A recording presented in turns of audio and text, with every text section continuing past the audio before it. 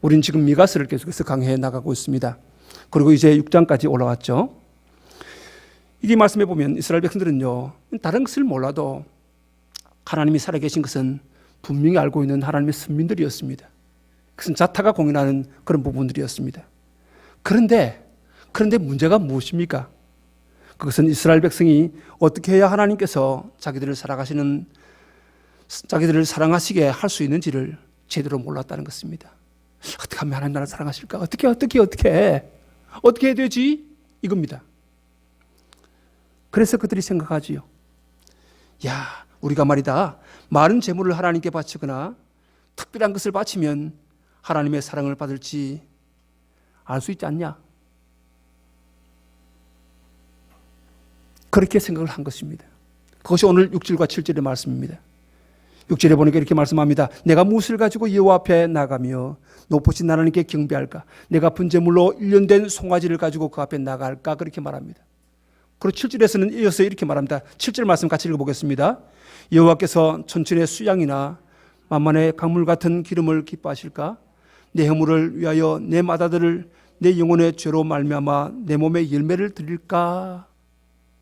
그렇게 질문을 던지고 있다는 것입니다. 지금 주님께서 말씀을 받은 미가 선지자, 이 선자는 이스라엘 백성을 향해서 이렇게 질문을 던지고 있습니다. 어떤 질문이지요? 어떻게 하면 우리가 하나님을 만족시키며 하나님의 사랑을 받고 축복을 받을 수 있을까 하는 그 질문을 지금 던지고 있더라고 하는 것입니다. 이스라엘 백성은요, 자신들이 하나님의 사랑을 받기 위해서는 다른 사람들과는 다른 특별한 예물이 필요하다, 그런 생각을 했다는 것입니다. 그래서 미가 선자는 맨 처음에 1년 된 수송아지를 가지고 하나님께 나가면 하나님께서 기뻐하시겠는가라고 질문을 하고 있는 것입니다. 여러분, 당시에 이스라엘 백성이 개인적으로 하나님께 바치는 예물 중에는 최고의 예물로 생각했던 것이 있습니다. 그것이 뭔지 아십니까? 1년 된 수송아지였습니다. 여러분, 1년 된 수송아지 언제 드리고 있습니까? 그들의 선배 신앙이들이 살았던 그 시대를 한번 올라가 보십시다. 유월절 그 절기를 통해서 그들은 광야로 나왔습니다. 광야로 나와가지고 그들은 시내산에서 하나님의 그 계명을 받게 됩니다. 그리고 많은 율법을 받게 되죠.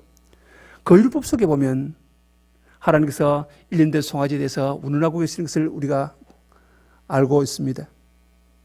그러면서 너희들 삶이 괜찮냐? 그러면 이 송아지를 바치라. 이 소를 바치라. 그리고 너희들의 생활이 좀 중산층이냐? 그럼 양이나 염소를 바쳐라. 그리고 가난하지? 괜찮아. 가난한 게 죄가 아니야. 그러면 너희들의 정도껏 비둘기를 바쳐서 내게 제사를 드리라. 그렇게 하시던 것입니다. 그럼에도 불구하고 그들의 생각 속에는 많은 것, 큰 것 바치면 하나님 기뻐하실 것이다 라는 그런 생각 속에 잠겨 계시다는 말씀인 것입니다. 그러니까 최소한 그들이 1년 된 수송아지를 하나님께 바칩니다. 그러면요, 다른 사람들은요, 그가 하나님께 대단한 제사를 바쳤다고 그렇게 생각을 했던 것입니다. 그런데 여러분, 과연 하나님께서는 사람들이 1년 된 수송아지 제물을 바쳤을 때에 그래 하고는 만족하셨을까요? 인간의 입장에서는요, 참 해석하기는 분명히 하나님이 만족하셨을 것이라 그렇게 생각을 했었더랬습니다. 왜 그렇습니까? 1년 된 수송아지 한 마리의 가격은요, 결코 싼 것이 아니었기 때문입니다. 그런데 이 정도까지 바치는데 뭐 하고 이런 식으로 지금 그들은 생각하고 있는 겁니다. 이 정도 비싼 것인데 말이지, 이거 바치는데 뭐. 그러나 하나님의 입장에서 수송아지 한 마리가 결코 만족스러운 것이 될 수가 없었다는 말씀입니다. 왜입니까? 사실 이 세상에 있는 모든 수송아지는 하나님께서 만드신 것입니다. 그리고요, 그것이 하나님의 것이기 때문입니다. 우리 하나님의 것을 빌어 쓰는 그런 존재지 않습니까? 그래서 우리를 향해서 청직이라고 하는 이유는 뭐냐면 주인의 것을 빌어서 우리가 가꾸고 다듬고 또 그것을 키우고 활용하는 것이죠. 그러니 주인이 하나님이십니다. 그걸 알아야 된다는 것이죠. 그리고 이스라엘 백성이 수송아지를 잡아서 바친다고 한번 해보십시다. 근데 그렇다고 해서 실제로 하나님이 뭐 그 피를 마시거나 그 고기를 잡수시는 것 아니지 않습니까? 그럼에도 하나님께서 이스라엘 백성이 바치는 이 수송아지에 만족하시는 이유가 무엇이었습니까? 그것은 두 가지인데요. 하나는 이스라엘 백성이 하나님 말씀에 순종했기 때문입니다. 야, 너 괜찮게 사냐? 수송아지 한 마리 바쳐? 너 중산층이냐? 아, 그래, 양이나 염소를 바쳐? 너 가난하지? 괜찮아. 비둘기 바쳐는 이 하나님의 말씀에 대해서 순종하는 것. 그죠? 말씀에 순종하는 그것을 하나님께서 기뻐하셨다는 말씀인 것입니다. 그리고 다른 하나는요, 그 수송아지가 나중에 십자가에 못 박혀 죽으실 하나님의 아들의 순종을 나타내기 때문입니다. 그분은 자기 백성들을 위해서 수송아지가 제물이 되어서 죽는 것처럼 그 십자가에서 대신 죽어주셨습니다. 그러니 하나님은 이 수송아지를 볼 때마다 독생하신 그분이 이 땅에 가가지고 저 죄인들을 위해서, 저 인간들을 위해서 그 죄를 다 뒤집어 쓰고 죽은 것을 보시다는 말씀이에요. 그래서 그들이 구원받는 것을, 죄 용서 받는 것을 하나님 보시다는 것입니다. 그것이 너무 좋아서 하나님은 그것을 받으셨다는 말씀이지요. 이해가 됩니까, 여러분?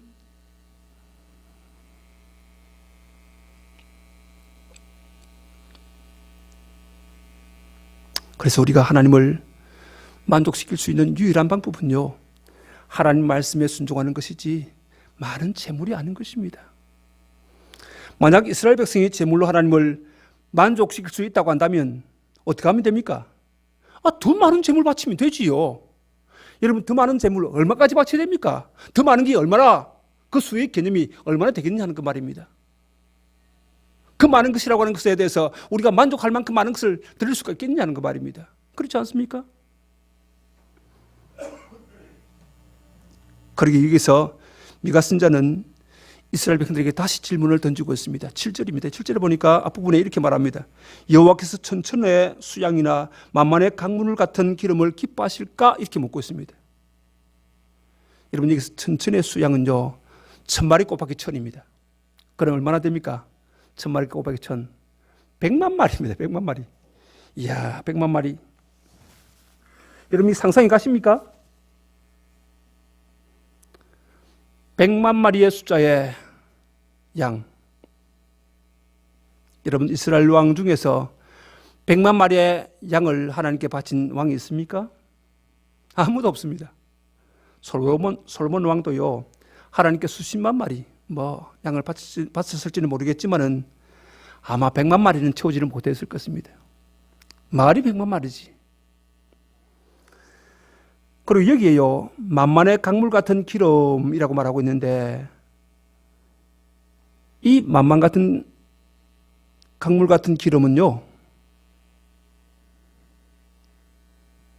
하여간 억수 같은 그런 기름을 말하고 있습니다. 이 만만 역시 마찬가지로 1만 마리 곱하기 만이니까 말입니다.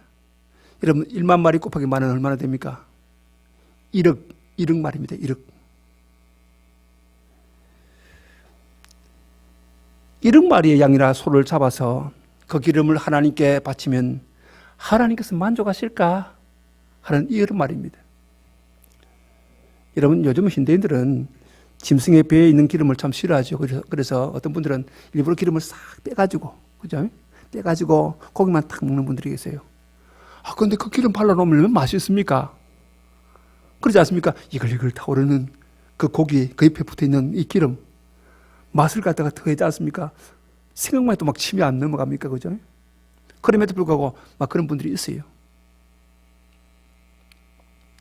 그러나 짐승의 배에 있는 기름은요, 짐승의 내장을 보호하는 역할을 합니다. 뿐만 아니라 짐승이 살아갈 수 있는 에너지 역할을 한다는 말씀인 것입니다.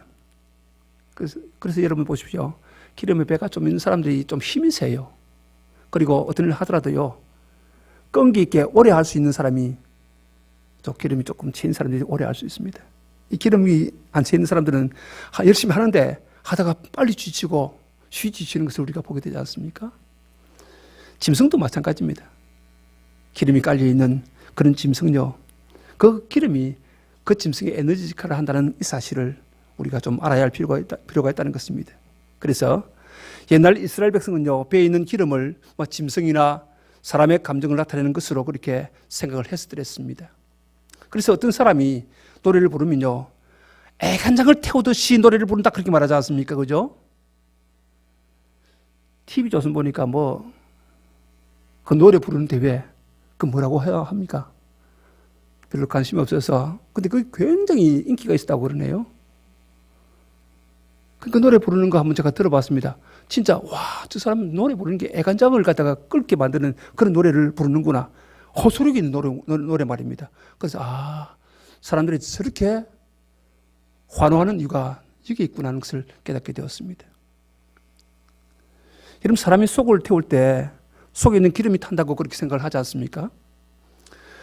만약 유다 백성이 100만 마리나 1억 마리의 짐승을 잡아서 하나님께 번제를 드립니다. 그리고 그 기름을 태웁니다. 그러려면 수많은 백성이 자기들의 재산 다 바쳐서 제사를 드려야 했을 것입니다. 근데 참으로 신기한 것은요, 사람들은 자신들이 많이 모일수록 힘이 커지는 것 같고 어마어마한 일이 생길 것 같은 그런 생각을 많이 합니다. 많은 것, 많이 태산같이 많으면요 정말 에너지가 넘친다는 그런 생각을 하게 되죠. 근데 하나님께서 이스라엘 백성에게 짐승의 기름을 바치라 그렇게 하신 이유는 많은 것 이것 때문일까요? 그럼 다른 이유가 무엇일까요? 그것은 우리로 하여금 얼마나 많은 짐승을 바쳤는지 자랑하라는 그런 뜻은 결코 아닌 것입니다.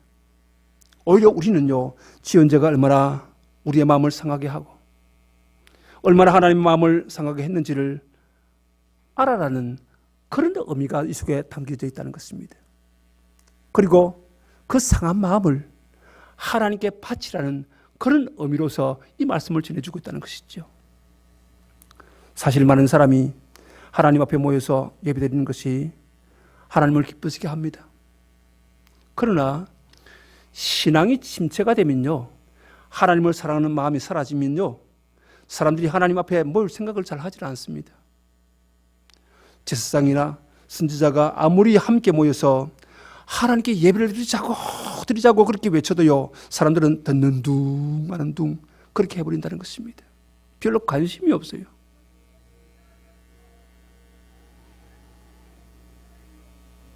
사람들은 모두 각자 자기 할 일을 위해서 세상으로 가버리는 것입니다.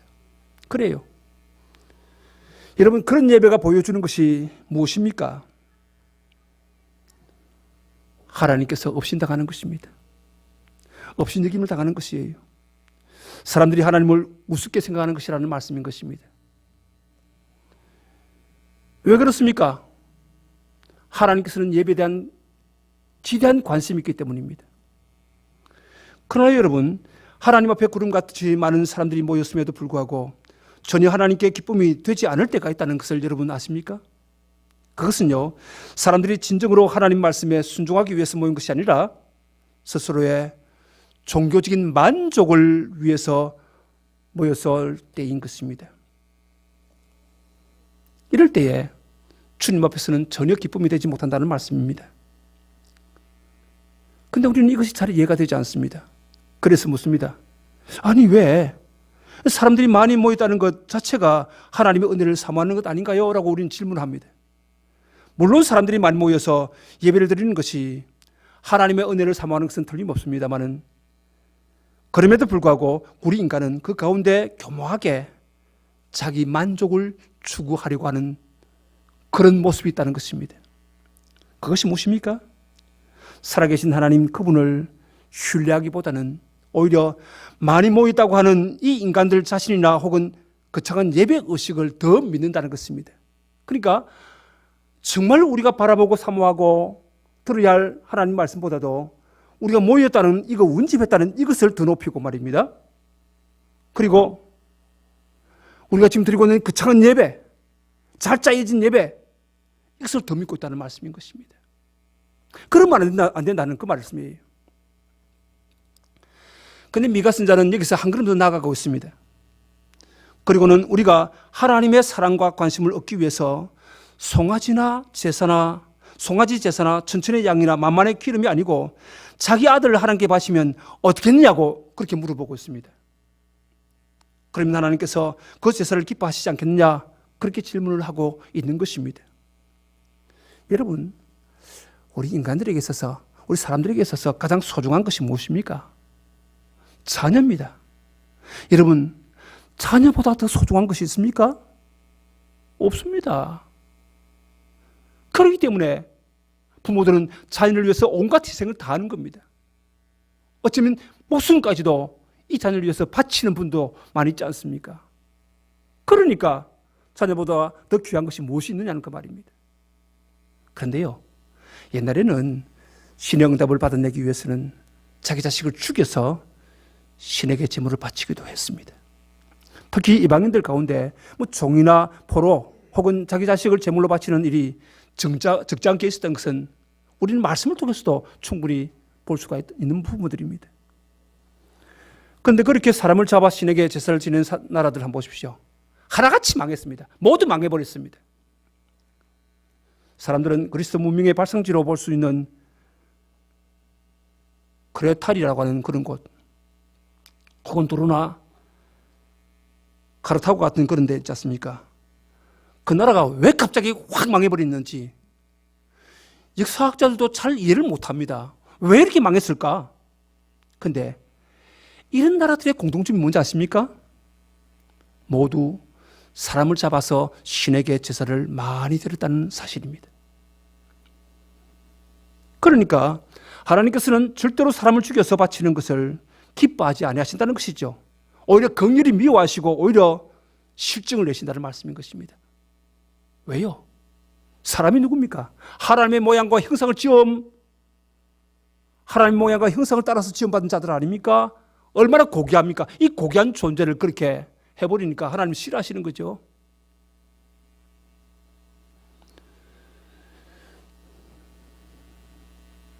하나님께서는 사람들이 바치는 제물의 가격이나 양에 관심을 가지고 계시는 분은 아닙니다. 오히려 하나님 말씀에 순종해서 살아가는 자신을 바치는 것을 기뻐하시는 분이기 때문이지요.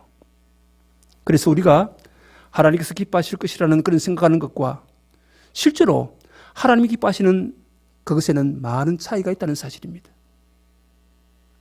우리가 생각하기에는요, 다른 사람들보다 많은 돈을 바치고 많은 정성을 바치면서 하나님 나를 사랑하실 것이다, 그렇게 생각을 많이 합니다. 그런데 하나님은요, 그것보다도 하나님 말씀에 순종하고 순종해서 예배하고 하나님의 말씀에 순종해서 살려고 하는 그런 애쓰는 그런 삶들, 그것을 기뻐하시고 계시더라고 하는 것입니다. 그러니 우리 예수님께서 당신의 제자들에게 하신 말씀 뭡니까? 나는 예배하는 자를 찾는다. 왜요? 예배하는 자를 사랑하고 예배하는 자들이 내게 오는 것을 갖다가 기뻐하시기 때문에 그 말씀을 해주고 있다는 것입니다. 특별히 로마서에서는요, 우리가 산제사로 드리는 예배, 삶의 예배를 갖다가 그분은 말씀해 주고 있습니다. 그 말씀 붙잡고 순종하며 살아가는 그 삶의 예배 말입니다. 그걸 기뻐하신다고 말씀하고 있지 않습니까? 여기서 우리가 하나님의 말씀에 순종하려고 애를 쓴다는 것이 무엇입니까? 그것은요, 우리 힘으로는 완전히 하나님의 말씀에 순종하는 것이 불가능하다는 뜻입니다. 그러나 우리가 나의 고집과 욕심을 꺾어버립니다. 그리고 하나님 말씀 앞에 나 자신을 복종시킬 때에 하나님은 우리를 기뻐하신다는 바로 그 말씀을 하고 싶어 하시는 겁니다. 사도 바울은 로마서 1장 19절에서 이렇게 선포하고 있습니다. 하나님을 알만한 일이 사람에게 환히 드러나 있습니다. 하나님께서 그것을 환히 드러내 주셨습니다. 그렇게 말합니다. 여러분 보십시오. 모든 사람의 마음속에는요, 하나님을 알만한 것이 있습니다. 이것이 바로 종교성이죠. 그렇습니다. 그러나 이 종교적인 본성은 이상한 특징을 가지고 있습니다. 그것은 우리가 하나님에 대해서 나름대로 생각해서 종교 행위를 할 때에 신비로운 느낌이 들고 하나님께 가까이 간 것처럼 그런 느낌이 든다는 것입니다. 내 스스로가 말입니다. 다시 말하면 사람 안에 있는 종교적인 이 감정은 끝없는 공상과 신비를 향해서 발전해가는 그런 특징이 있다는 말씀이지요. 그래서 사람들이 촛불을 켜놓고 가만히 있으면요, 내 마음이 그냥 다 타들어가가지고 깨끗해진 듯한 그런 느낌 받지 않습니까? 그리고 하나님이 기도나 손을 들어줄 것 같은 그런 느낌을 내가 받는다는 것입니다. 그런데 사람들은 자기 안에 있는 이 종교성은 가장 숭고하고 가장 깨끗하다고 오해하고 있다는 것입니다. 이게 문제입니다. 근데 여러분, 사실 인간이 타락할 때에 가장 먼저 타락하고 가장 오염된 것이 무엇입니까? 이 바로 종교적인 본성이라고 하는 것입니다. 이게 가장 먼저 타락했고 가장 더럽게 변질되어 버렸다는 말씀이에요. 예를 들어 보면 이런 겁니다.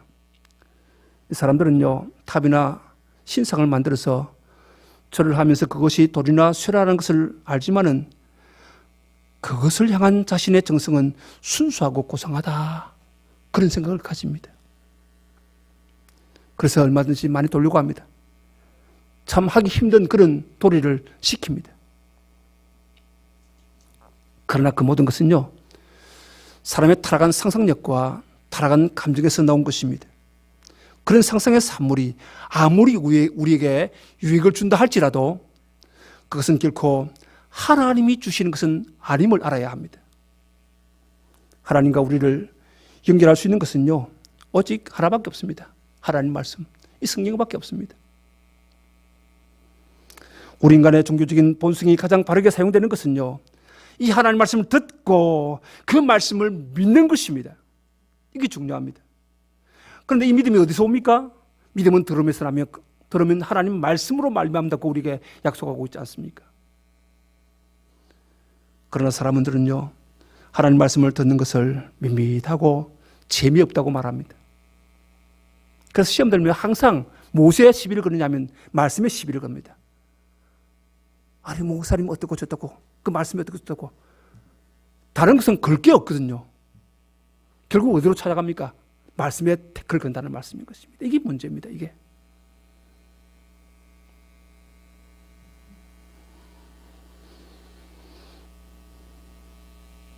그래서 자꾸 자기 안에 있는 이 종교성을, 또 종교성에 여러 가지 자극을 주어서 자기 만족을 자꾸 추구하려고 합니다. 이 사람들은 자기 안에 있는 이 종교성을 통해서 끝없는 호기심을 충족시키려고 하는 것이 더러운 타락한 인간의 본성이라고 하는 사실입니다. 그래서 어떤 종교에서 귀한 것이 있으면요, 와, 그거 더 신통력인데, 이런 식으로 치부해버립니다. 그러나 그것은 모두 미신이지요. 타락한 종교의 본성이지요. 모든 사람은 하나님의 말씀을 들을 때에 이것이 진실한 말씀이라는 것을 인식할 수가 있는 것입니다. 이것이 유일하게 하나님께 가까이 나갈 수 있는 비결임을 여러분 놓치지 말아야 합니다. 예를 들어서 말입니다. 캐비넷 그 잠금 장치가 암호화되었습니다. 그죠? 그래서 암호를 입력하는 그런 캐비넷이라고 한번 해보십시다. 그러면 다른 특별한 장치 없이도요, 그 번호만 따르륵 따르륵 따르륵 이렇게 돌리면, 그래서 잘 맞추면 그 큰 문, 어떤 큰 문이라도 다 열리게 되어 있습니다. 그렇지 않습니까? 마찬가지로 우리가 하나님의 말씀을 들으면요, 우리 마음이 열리게 되어 있다는 것입니다. 왜요? 말씀이 하나님의 모든 것을 열 수 있는 장치이기 때문에 그렇다는 것이죠. 그리고요, 하나님의 마음도 이 말씀을 통해서 열리게 되어 있다는 말씀인 것입니다. 따라서 하나님의 말씀은요, 우리의 마음과 하나님의 마음을 여는 이중장치인 것입니다. 우리는 자신의 상상력을 동원해서 자기 만족을 추구하는 쪽으로 가서는 안 됩니다. 내 생각, 내 판단, 내 감정, 내가 바라는 것, 그런 식으로 흘러가면 안 된다는 말씀인 것입니다. 다른 사람들이 알아듣지도 못하는 말을 하면서 사람들을 신비의 영역으로 인도하는 것처럼 그렇게 해서 나가서는 안 된다는 말씀입니다. 하나님께서 우리에게 원하시는 것이 무엇입니까? 그것은 자신의 종교적인 본성을 사용해서 상상력이나 호기심을 충족시키는 것이 결코 아님을 알아야 합니다. 그 반면에 하나님께서 원하시는 것은요, 우리가 하나님의 말씀을 듣고 그 말씀대로 순종하는 것입니다. 그러나 우리 인간들은 하나님 말씀에 순종하는 것이 잘 되지 않습니다. 또 잘 되어 있지 않고요. 왜냐하면 망가졌기 때문에 그래요. 그래서 말씀을 통해서 자꾸 공사하고 있지 않습니까? 사실 그렇습니다. 우리는요, 우리의 몸은요, 이미 죄나 나쁜 상상력에 길들여져 있습니다. 그래서 우리는 우리 속을 하나님의 말씀으로 채워야 합니다. 그리고 하나님 말씀으로 깨달아지는 것 하나하나를 말씀대로 순종하는 삶으로 바꿀 때에 하나님은 자신을 우리에게 주십니다. 그분은 우리를 주시기 위해서 말씀대로 예언한 그대로 순종하면서 십자가로 올라가셨습니다. 그 십자가로 올라가셔서 그 말씀 안에서 우리에게 모든 은혜를 주시기 위한 통로로 삼으셨다는 것입니다. 그러면서 지금 주님은 그 말씀을 통해서 우리 가운데 가시고 우리 가운데 계시고 우리와 함께 동행하신다는 것을 잊지 말아야 할 것입니다. 이것은 옛날 미가 선자의 시대나 오늘 이 시대나 동일한 하나님이 계시기 때문에 동일한 방법으로 이 일을 이루어 가신다는 것을 잊지 말아야 합니다. 그렇다면 여러분, 이 고난의 주간에 우리가 말씀을 기록하고 있습니다. 말씀을 사모하면서 주님 오늘 내게 주시는 말씀이 무엇인지 기대하면서 우리 말씀을 기록하고 있습니다. 말씀을 기록하는 동안 그분이 나와 함께 계시면서 나를 인도하시는 놀라운 역사 속에서 하나님을 경험할 수 있는 복된 시간들이 되시기를 주님의 이름으로 축원합니다. 기도하겠습니다. 고맙습니다, 주님. 말씀을 통해서 우리 가운데 나타나셔서 일하셨던 그 주님을 사랑합니다. 그리고 우리는 늘 말씀 가까이 하고 말씀을 통해서 믿음을 무럭무럭 키워갑니다. 말씀을 통해서 우리 자신을 세워가는 우리의 걸음 속에서 예배하는 자로 세워주셨고 오늘 저녁에도 담대한 마음 가지고 믿음으로 주님 앞에 나오게 하신 것 너무나도 감사드립니다. 늘 주님 앞에서 말씀을 생각하고 그리고 말씀이 내 삶이 되어지고 순종의 걸음이 되어질 수 있도록 인도하시는 성령 하나님의 충만함 속에서 살아가는 저희들이 되게 하여 주옵소서. 온 성도들이 함께 이 말씀을 기록하고 있습니다. 쓰가른 가운데서 성령 하나님 말씀을 통해서 우리를 일깨워 주시고 이 말씀을 써가면서 성령 하나님 우리 가운데 주님을 더욱더 알게 하시고 말씀을 써가는데 주님께서 우리 삶 가운데 나타나셔서 일하시옵소서. 그래서 이 시대를 이겨나가고 이 어려움들을 이겨나갈 수 있는 저희들이 되게 하여 주옵소서. 감사드리옵고 예수님의 이름으로 기도하옵나이다. 아멘. 이제는 우리 주 예수 그리스도의 은혜와 우리 하나님 아버지의 크신 사랑과 성령님의 동하심이 오늘도 주의 말씀 가슴 속에 품고 무엇으로 하나님께 나아갈까 말씀과 기도로 나간다는 것을 다시 한번 확신하고 그 말씀 속에서 주님의 크신 뜻을 찾고 그 말씀 따라 순종하며 살아가기로 다짐하며 나가는 예인의 모든 가족들 머리 위에 이제로부터 영원토록 함께 계실지어다. 아멘.